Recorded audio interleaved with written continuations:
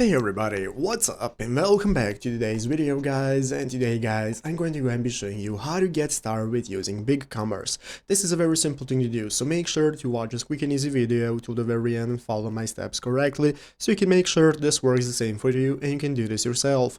But yeah guys, let's get straight into it. So first things first, we're going to go and be opening up the official BigCommerce website right here at bigcommerce.com. If you're not already opening up, you want to go ahead and open up this URL right here, and after doing so, now you'll be greeted by the main page right here. So this is going to be our home page from which we can get started. As you can see, from here we can get started exploring the platform, clicking the get started button to sign up, and we can request a demo of the platform. So here at the top of the screen you can use BigCommerce for enterprise or a small business. You can choose whichever option you prefer. If you're a small business, you can start a free trial to go ahead and test it out. If you're an enterprise, you're going to go ahead and be having to use the enterprise option right here and get started with buying it for yourself and requesting a demo if you want to use it out. But basically, first things first, you're going to create an account. So by clicking start free trial, it's going to enable you to go ahead and sign up for an account if you do not already have one. If you have one, you can just log in normally to create your store. So once you're logged in and you have gotten your account, you'll be able to download it. So what I suggest is to follow an article like this one right here,